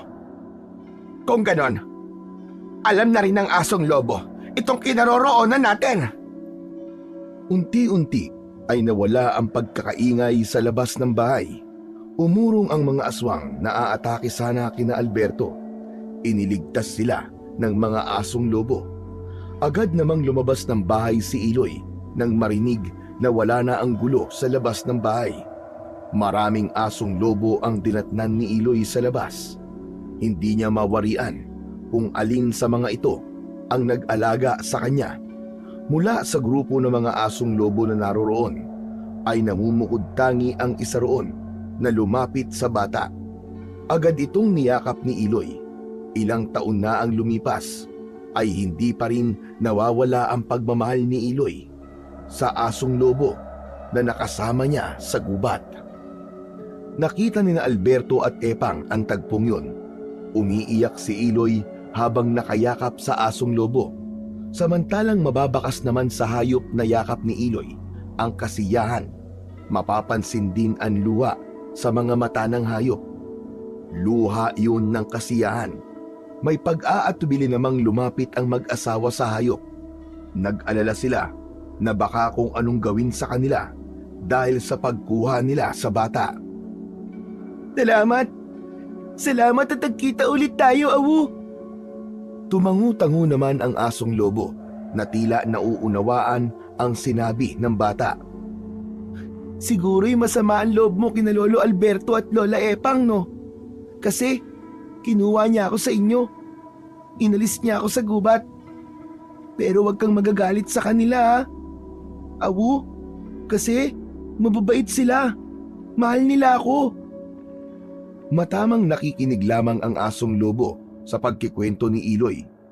Tinawag ni Iloy ang dalawang matanda. Lolo Alberto, Lola Epang, lapit po kayo dito. Huwag po kayo mag-alala. Hindi na po galit sa inyo si Awu. May pag-aatubili man ay lumapit pa rin ang dalawang matanda kay Iloy at sa asong lobo. Awu, di ba? Kaibigan mo na rin sina Lolo Alberto at Lola Epang? Kasi mababait sila. Saka, mahal na mahal nila ako. Totoo yun. Mahal namin si Iloy. Ang laki na niya, hindi ba? Saka, masaya na ako kasama sila. Kaya, pasensya ka na Awu kung di na ako pwedeng sumama sa inyo. Pero, salamat talaga sa pagbisita mo. Saka sa pagliligtas mo sa amin sa mga halimaw na yon. Mga aswang ang nilalang na yon, Iloy. Sila yung sinasabi ko na may masamang balak sa atin. Pero dahil sa mga asong lobo, hindi nagtagumpay ang mga aswang sa kanilang plano. Awu, maaari na kayong bumalik sa gubat. Huwag kang mag-alala. Ayos na ayos lang ako dito. At kahit anong oras, pwede mo akong bisitahin. Tila naunawaan ng asong lobo ang mga sinabi ni Iloy. Bagamat may lungkot sa muka, ay umalis ang hayop upang bumalik sa gubat. Tanggap ng asong lobo na nagpalaki kay Iloy ang pasya ng batang lalaki. Samantala, sa pagbabalik ni na Herminio sa kanilang kuta, ay nagwawala ito sa galit, sanhi ng kanilang naging kabiguan. Paanong nagkaroon ng mga asong lobo sa lugar na yon? At talagang ipinagtanggol pa ng mga pesting hayop na yon ang mag-asawang Alberto at Epang. Hindi pwede ito, hindi pwede ito! Nabigo ang aming plano. Dahil sa mga pakialamerong hayop na yon, may mga kakampi palang mga asong lobo sina Alberto at Epang. Paanong nangyari yon? Palaisipan kay Herminio ang pagkakaroon ng mga asong lobo sa lugar ni na Alberto na naging dahilan ng kanilang kabiguan, sapagkat hindi kinaya ng mga aswang ang mga mababangis na hayop. Pero natitiyak kong hindi sa lahat ng pagkakataon ay naroon ng mga asong lobo na yon. Baka nagkataon lamang. Kaya hindi pa tapos ang laban. Humanda ka, Alberto. Dahil babalikan ka namin. Hindi kami titigil hanggat hindi namin nakukuha sa iyo ang pambihirang bato. Samantala, pagkatapos ng mga naging pangyayari na nasaksihan ni Alberto at Epang, ay naging panatag na ang kanilang mga damdamin. Nakatitiyak na silang hindi basta mawawala sa kanila si Iloy. Hindi na ito babalik pa sa gubat. Pinatunayan yun ng bata nang makita niya ang asong lobo na nagpalaki sa kanya. Bagamat mahal ng bata ang asong lobo na tinawag niyang si Awu, ay pipiliin pa rin nito na sila ang makasama. Iloy, apo! Salamat ha! Pinasaya mo kami ng Lolo Alberto mo, Iloy. Bakit po? Si Awu at mga kaibigan niya po nagligtas sa atin. Hindi po ako. Alam ko, Iloy. Pero nakita ko na pinili mo kami ng Lola Epang mo. Hindi ka sumama kay Awu para bumalik sa gubat. Hindi naman po ako hayop, Lolo Alberto eh. Abay, oo nga naman, Alberto. Tama ang apo mo. Dito sa kapatagan, kung saan naroon ng mga tao, dito siya nababagay. At kami ang pinili mo makasama, Iloy. Opo, pero mahal ko rin naman po si Awu. At alam ko naiintindihan po niya ako. Saka sinabi ko po sa kanya na di niyo po ako pinababayaan. Malungkot po siya nang umalis, pero okay lang po sa kanya na maiwan na po ako sa inyo, Lolo Alberto. Hindi ko rin inaasahan ang ginawa nila. Kung hindi dumating ang mga asong lobo, inatake na sana tayo ng mga aswang. Ibig lang sabihin, Alberto, baka matagal nang nagbabantay sa atin ang mga asong lobo. Dahil sa ating apo na si Iloy. Pwedeng ganun na nga. Hindi nila pinababayaan ang apo natin. kahit wala na siya sa gubat. Lolo Alberto, sandali lang po. Yung mga aswang po na nakaharap ni na Awu, baka bumalik po sila. Naisip ko na rin yan, Apo. Dahil nabigo sila sa kanilang plano. Kaya sigurado kong naghahanda sila sa ikalawang pagsalakay. Dapat po maghanda po tayo. Pero alam ko po, hindi po tayo pababayaan ni na Awu. Mukhang tama si Iloy. Nariyan lagi ang mga asong lobo para protektahan ang apo natin. Minsan pa ay tinipon ni Herminio ang mga kauring aswang upang muling bumuo ng kanilang plano. Makinig kayo. Hindi tayo dapat sumuko hanggat hindi natin nakukuha ang pakay natin kina Alberto at Epang. Babalikan natin sila. Pero hindi tayo maaaring bumalik sa bahay nila dahil sa mga asong lobo na nakikialam sa ating ginawang pag-atake. Ano ba naiisip mo, Herminio? Paglalako nila ng kanilang produkto, saka natin haharangan si Alberto. Pero wag natin siyang hayaang makapagpalit ng anyo upang hindi magkaroon ng bisa sa kanya ang pambihirang bato. Dapat may dala tayong pampahilo upang mawalan siya ng malay at malaya natin siyang maiuwi dito sa ating kuta. Sige, pag-aaralan namin yan kung paano gagawin. Kailangan sa lalong madaling panahon dahil mahalaga ang bawat sandali. Tutal, tinalikuran na nila ang pagiging aswang. Kaya dapat hayaan niyang tayo na ang makinabang ng batong taglay niya na makakapagpalakas ng ating pagkaaswang. Yun nga lang, pilit pa rin nilang ipinagdadamot yon. Kaya kung ayaw nilang ibigay sa maayos na paraan, dadaanin natin sa marahas na paraan. Agad na ngang ikinasa ng grupo ng mga aswang sa pangunguna ni Herminio ang ikalawang plano. Kabisado na niya ang lugar na madalas pinupuntahan ng mag-asawang Alberto at Epang. Kaya naman hinati nila ang kanilang grupo upang maging madali ang kanilang plano. Nang pagkakataong yun na naglalako ng kanilang paninda sina Alberto at Epang, ay hindi nila kasama ang batang si Iloy. Hindi mainam ang pakiramdam ng bata, kaya pinagpahinga muna nila ito kahit pa nagpupumilit ito na sumama. Subalit habang naglalakad ang mag-asawa para puntahan ang kanilang mga suki, ay naroon ang pag-aalala at pagkabahala. Ama bang iniwan natin sa bahay ang ating apo, Alberto? May sakit si Iloy. Baka kung mapaano lang at lumala pa ang nararamdaman kung isasama natin siya. Mapapagod lamang ang bata, Epang. Nag-aalala kasi ako para sa kanya, Alberto. Alam kong walang masamang mangyayari sa kanya. Nakita mo naman siguro kung paano nilabanan ng mga asong lobo o mga aswang.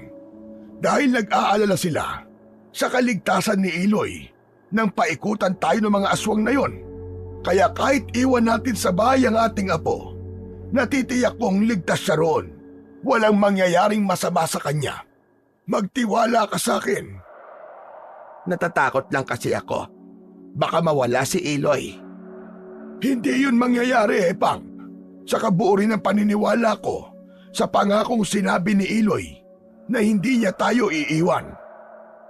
Patuloy sa pag-uusap ang dalawang matanda habang naglalakad upang puntahan ang kanilang mga suki. Wala silang kamalay-malay na may mga matang nakasubaybay na sa kanila kanina pa. Upo na nga muna tayo, Alberto. Napapagod na ako. Masakit na ang aking mga binte.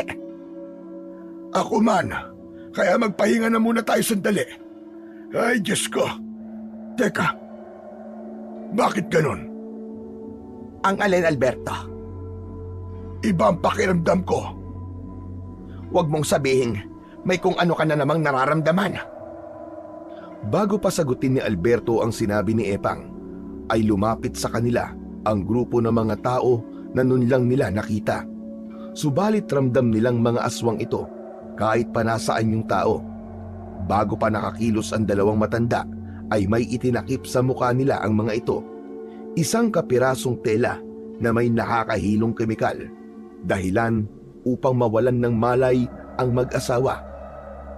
Lupaypay na muntik nang matumba ang mga ito, subalit nasalo agad. Binuhat nila ang mag-asawa upang dalhin sa kanilang pinagkukutaan. Walang pagsidlan ng kasiyahan si Herminio nang makitang tagumpay ang mga inutusan niya. Magaling, magaling, magaling. Mahusay ang inyong ginawa. Kayo lang pala ang makakapagdala sa dalawang yan. Sinabi ko naman sa'yo, di ba? Kapag kami ang kumilos, tsaka'y may magandang resulta. Tinitiyak nyo bang nakagapos sa mga yan? Kapag nagkamala yan at naging aswang, hindi natin kayang kontrolin ang maaari nilang gawin. Huwag ka magalala. Ginamitan namin sila ng panali na hindi kayang mapatid ng kahit na sinong aswang. Hinintay ni na Herminio na magkamalay ang dalawang matanda. Ganun na lang ang pagtataka nila Alberto at Epang nang makita nila si Herminio. Ikaw pala may kagagawa ng lahat ng ito, Herminio. Oo, at wala nang iba pa, Alberto. Hindi ko na itatanong kung anong kailangan niyo sa amin. Dahil alam ko na kung ano yon.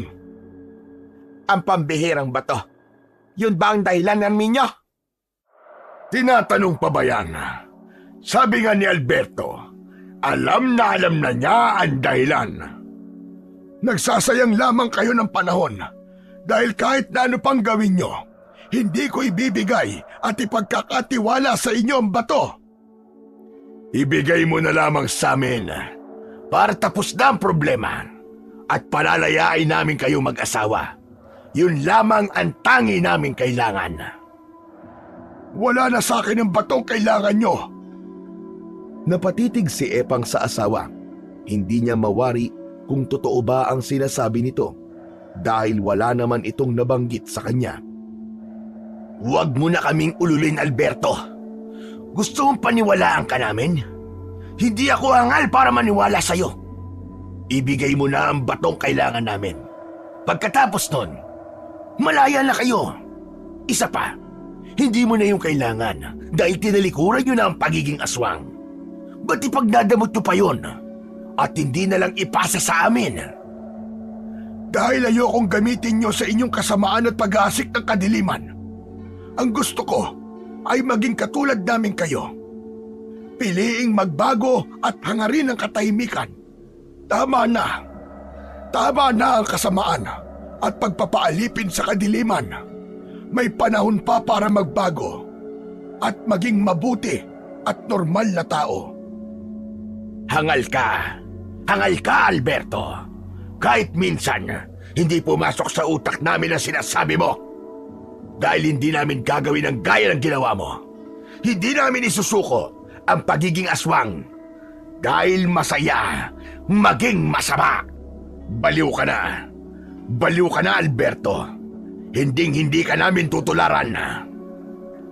Bibigyan ka pa namin ng konting sandali upang makapag-isip, Alberto. Kaya iiwan muna namin kayo ng asawa mo. At sa pagbabalik namin, ay inaasahan kong nakapagpasya ka na ng tama. Iniwan ng grupo ni na Herminio ang mag-asawa. Samantala, nakakunot naman ang noo ni Epang na nagtanong sa kanyang asawa dahil di pa rin ito makapaniwala sa sinabi ni Alberto kanina. Biro lang ba yon, Alberto? Na sinabi mong wala sa iyo ang hinahanap nilang bato?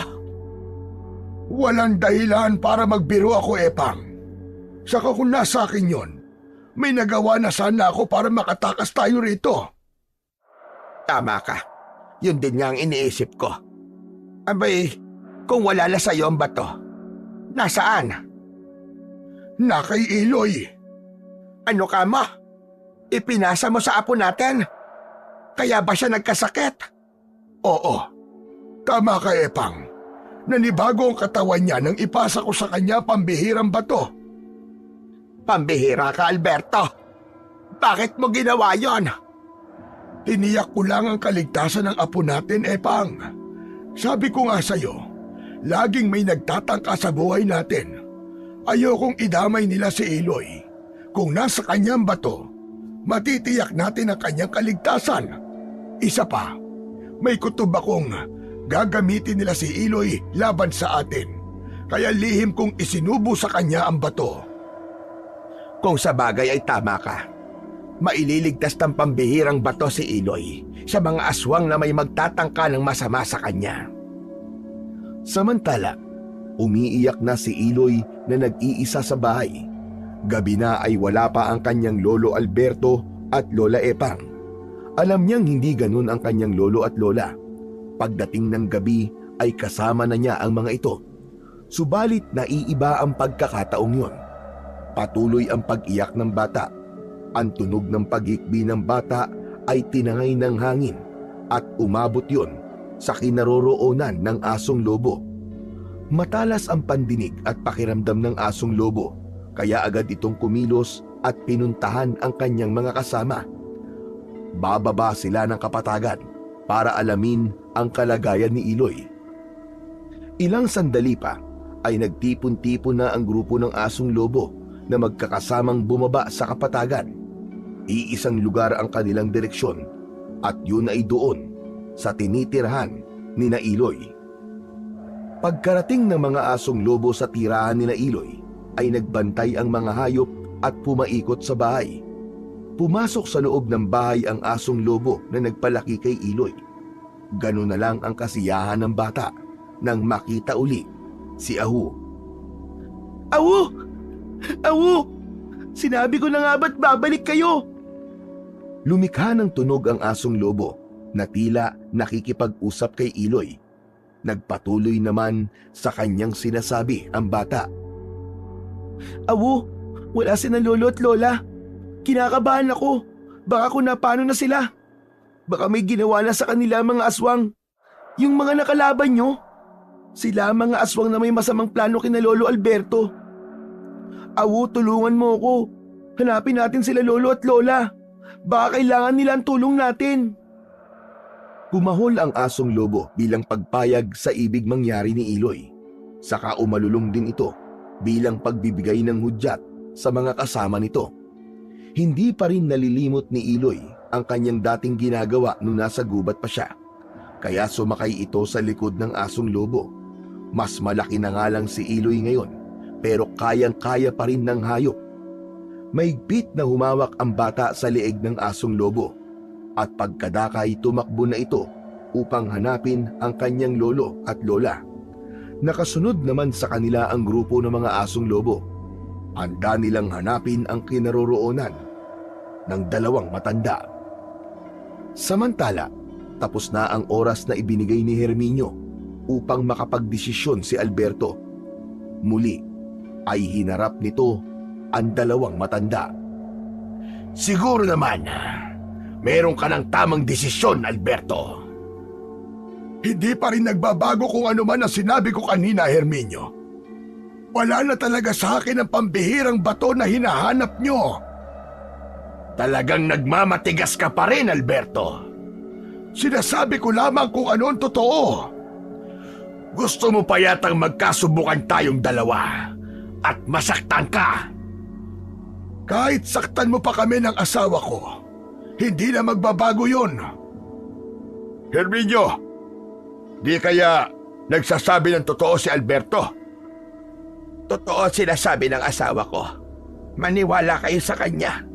Dahil kung nasa kanya pa rin ang pambihirang bato, hindi siya papayag na manatili kaming bihag dito.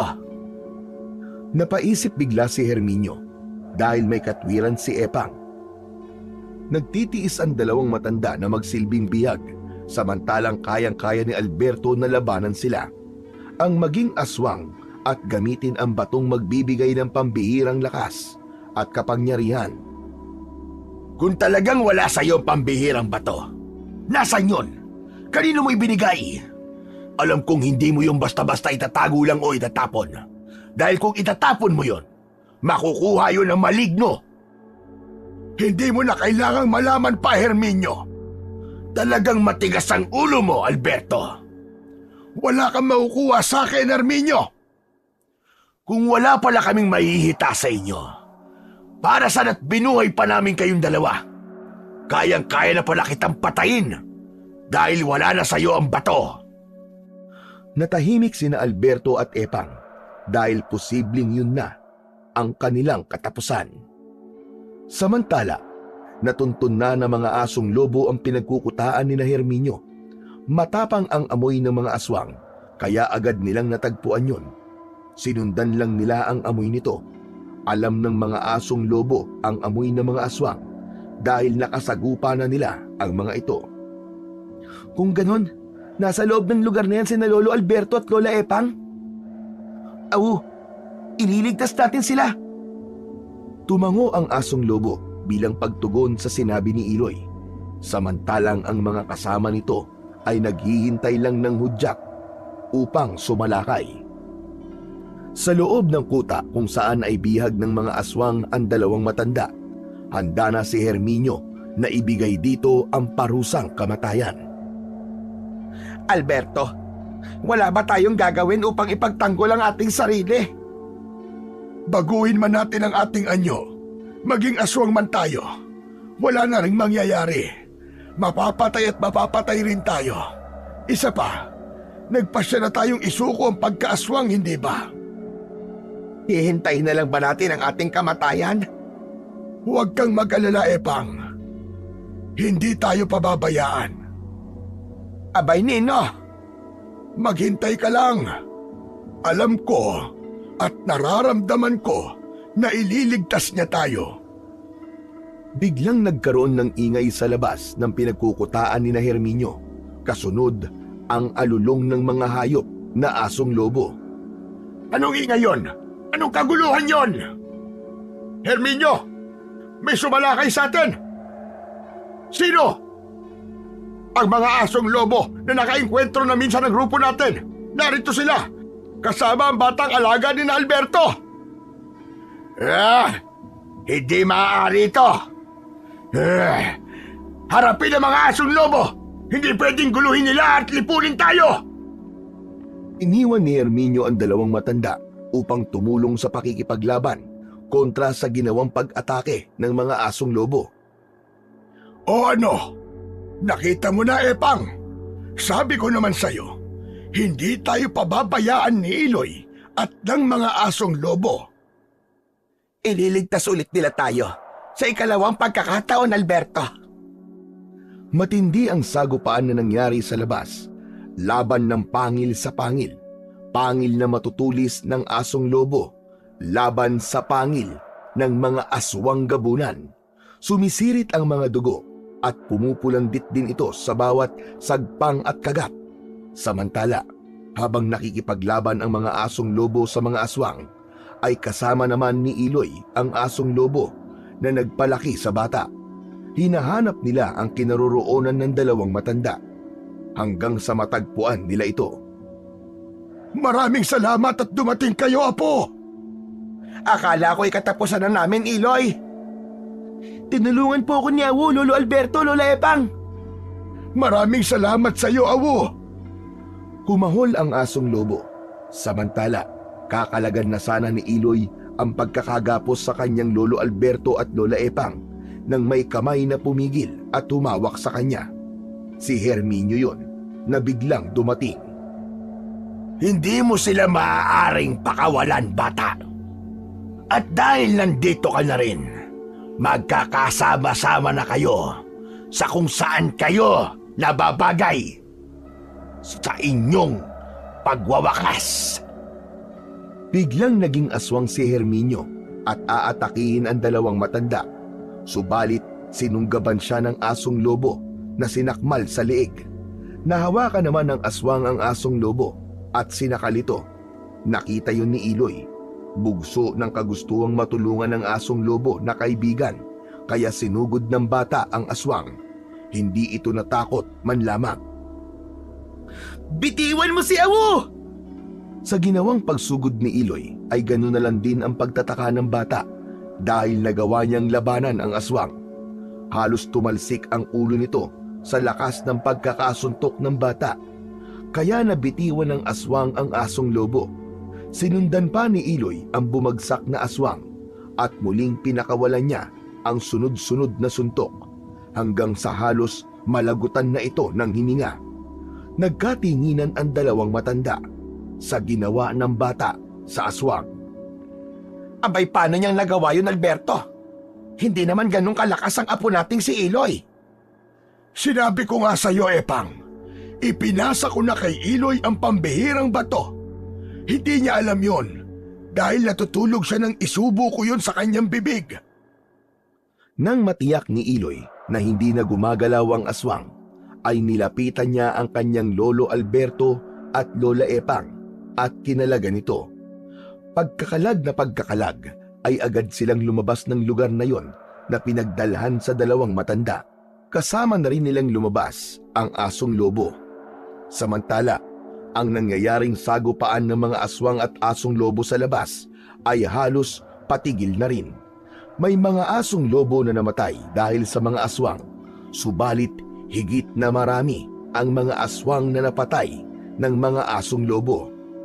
Ang ilang aswang na buhay, subalit sugatan, ay tumakas na lamang. Umalis na tayo rito bago pa dumating ang ibang aswang na makakaalam ng nangyari dito. Tayo na, Iloy. Nagmamadali na silang umalis. Lumikha na rin ng alulong ang asong lobo bilang senyas sa mga kasamang hayop na dapat na nilang iwan ang lugar. Binagtas nila ang may kadilimang lugar, papauwi sa bahay ni na Alberto. Nang nasa lugar na sila malapit sa daan patungo sa kagubatan, ay huminto roon ang mga asong lobo. Dito na ba kayo, awo? Kumahol ang hayop sa tanong ni Iloy. Iiwan na namin kayo dito, awo. At muli, maraming salamat sa inyo. Hinding-hindi namin malilimutan ang mga ginawa nyo. Niyakap ni Iloy ang asong lobo. Alam kong magkikita pa ulit tayo, awo. Hindi ito ang huli nating pagsasama. Alam ko yun. Emosyonal para sa asong lobo ang pangyayaring yun dahil muli niyang iiwan si Iloy. Subalit kailangan yun ang mangyari.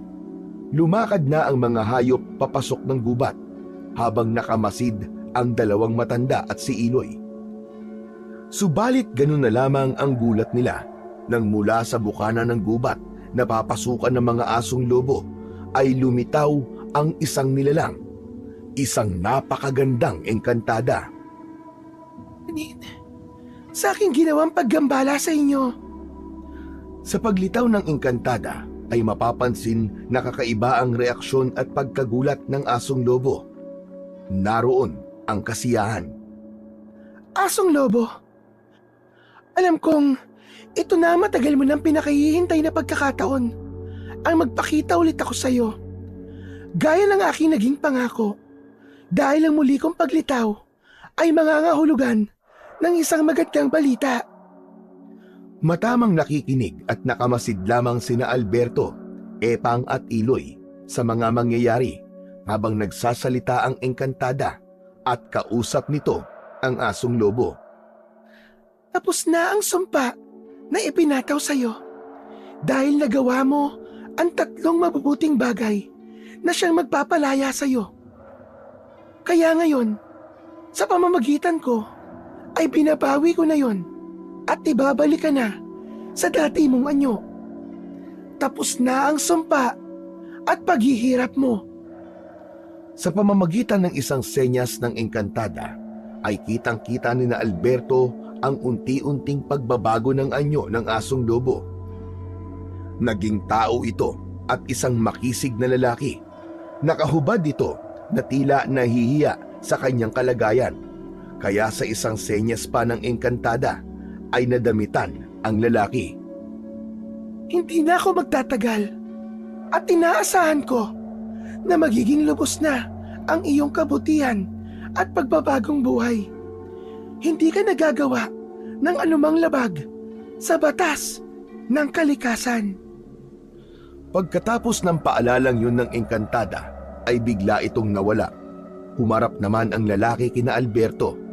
Nagmamadaling lumapit ito at yumakap sa dalawang matanda. Nagtataka naman na nakatingin si Iloy. Hindi naman malaman ni na Alberto at Epang ang sasabihin dahil takang-taka pa rin sila sa mga nangyayari. Abay, sandali lang. Sino ka ba at bakit niyakap mo kami ni Epang? Ikaw naman, Alberto. Baka nagpapasalamat lamang sa atin dahil bahagi tayo ng malaking pagbabago sa buhay niya. Nakalaya na siya sa sumpa ng engkantada at ng bathala ng kagubatan. Ikaw talaga. Porkit magandang lalaki at matipuno ang pangangatawan na gusto mo na namang niyayakap ka. Abay, ganyan-ganyan din naman ako nung kabataan ko Kaya nga nagustuhan mo ko umamin ka. Tumigil ka na nga, Alberto. Abay, pagkatanda-tanda mo na nagsiselos ka pa. Nakakahiya dito ano nga bang pangalan mo, iho? Wilson po. Ako po si Wilson. Wala po ba kayo napapansin sa leg ko? Napatingin ang dalawang matanda sa leeg ni Wilson. Ganun na lamang ang panlalaki ng mga mata ni na Alberto at Epang. Bay, ganyan-ganyan din ang hugis pusong balat sa leeg ng anak naming nawala. Huwag mong sabihin, ikaw ang aming si Eloy. Ako nga po, inang. Ako ang inyong si Eloy. Natahimik at hindi agad makapagsalita sina Epang at Alberto. Subalit dahil sa sinabi ng lalaki, ay biglang napayakap ng mahigpit si Epang. Pumalahaw ng iyak at hindi niya yun nagawang pigilan. Maging si Alberto ay napaluha na rin na yumakap na rin kay Wilson. Sabihin, ikaw nga ang anak naming si Eloy. Tatang ako nga ito. Ako nga ang inyong anak. Nang mga pagkakataong yon ay nakamasid lamang ang batang si Eloy. Pilit niyang inuunawa ang mga nangyayari. Ang lalaking kaharap niya ngayon, nakapangalan niya, ang tunay na si Eloy, na pinanggalingan ng pangalang ibinigay sa kanya ng kanyang lolo Alberto at lola Epang. Dahil pala isipan ang mga pangyayari, kaya ikinuwento ni Wilson ang dahilan ng kanyang pagkawala, kung bakit nawalay siya sa kanyang mga magulang at kung paano siya naging asong lobo. Gaya ng pagkakaalam ni na Alberto at Epang, ay dinukot na mga aswang na nais magiganti sa kanila ang kanilang anak na si Eloy na nasa 6 na taong gulang pa noon. Pinagtangkaan siyang patayin ng mga aswang, subalit nakatakas siya hanggang sa may ibang taong nag-ampon sa kanya. Hindi na rin kasi niya alam kung paano babalik sa kanilang bahay.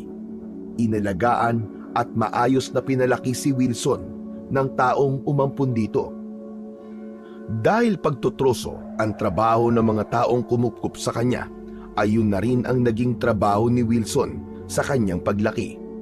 Subalit sa trabahong yun ay may nalabag siyang batas ng kagubatan. Dahil sa walang habas na pumuputol na mga puno, kahit mga batang puno ay pinuputol nila.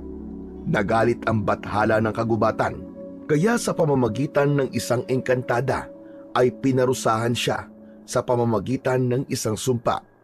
Ginawa siyang asong lobo na naging bantay sa gubat. Hindi na ito nakabalik pa sa kanyang pamilya. Ang pagkawala ni Wilson sa gubat ay labis na ikinalungkot at ikinasama ng loob ng kanyang asawa. Kaya kahit nag-iisa ay nagtungo ito sa gubat upang hanapin ang asawa na noon ay isa ng asong lobo. Nang mga panahong yun ay nagdadalang tao at halos kabuanan na ng asawa ni Wilson. Dahil nag-iisa lang na nagpunta sa gubat ang babae, ay napaanak ito ng dahil sa pagod. Kaya nga lang ay binawian ng buhay sa panganganak ang babae. Nakita ni Wilson na noon ay nasa anyo ng asong lobo ang naging paghihirap ng kanyang asawa. Kaya ang anak nila na isinilang ng kanyang asawa ay siya niyang inalagaan. Ang batang yon ay ang kasama nila ngayon na si Eloy. Sa pagtatapos ng kwento ni Wilson tungkol sa mga pangyayari sa buhay niya, ay umaagos ang luha sa kanyang mga mata. Maging sina Alberto at Epang ay hindi rin napigilan ang pag-iyak, lalo na nang malaman nila na ang batang kinuha nila sa gubat ay tulay pala nilang apo. Inang, Tatang, nung nasa gubat kayo, alam ko nang kayo ang aking mga magulang. Kaya lang, hindi ko alam kung anong gagawin ko. Dahil isa akong asong lobo. Kaya pala, ganun na lang ang pagtataka namin dahil naging napakabait sa amin ng asong lobo. Yung pala'y, ikaw ang anak namin na inilayo sa amin. Iloy anak, siguro ngayon ay nauunawaan mo na ang lahat. Opo. Kayo po pala ang tatay ko. Si Awu. Oo anak, tama ka. Tama ka anak. Ako nga si Awu. Ako ang tatay mo. Niyakap ni Wilson ng mahigpit si Iloy. Sila naman ay ang totoo mong lolo at lola. Kaya pala, ganun na lamang ang gaan ng loob ko sa batang yan ang una kong makita. At hindi ako pumayag na hindi namin siya isasama sa pagbabalik namin sa kapatagan. Dati pa'y may lukso ka na ng dugo, Alberto. Kaya siguro ay ganun din ang naging desisyon mo. Ipinahintulot ng may kapal na magtungo tayo sa gubat dahil naroon ang sagot sa lahat ng mga tanong at pinagdadaanan natin. Napakaganda ng plano sa atin na may kapal. Ito ang regalo niya sa atin, Epang. Dahil sa desisyon natin na magbagong buhay at talikuran ng ating dating masasamang gawain at pagkatao. Tama ka. Kahit naging mahirap, ay dinala niya tayo sa tama para ibigay ang hinahanap nating kapayapaan at katahimikan. Hindi lang tayong dalawa at kasama pa ang ating anak at apo. Hindi natin nakalain na mangyayari ito sa atin, Alberto. Oo, Epang. At masayang masaya ako. Wala na akong mahihiling pa sa regalong ito sa atin ng may kapal. Magkakasama na silang lumakad upang umuwi na, upang ipagpatuloy din ang ipinangako nilang pagbabagong buhay. Ngayon nga ay kasama pa ni na Alberto at Epang ang kanyang pamilya, kaya mas magiging makahulugan ang kapayapaan at katahimikang inaasam-asam nila. Hindi madali upang makuha natin ang kapayapaan at katahimikan na lagi nating hinahangad. Subalit ang lahat ng ito ay magsisimula sa pagbabagong buhay. Iwanan ang mali at yakapin ang paggawa ng tama. Dahil ang tunay na kapayapaan at katahimikan ng isipan ay nasa paggawa ng kabutihan.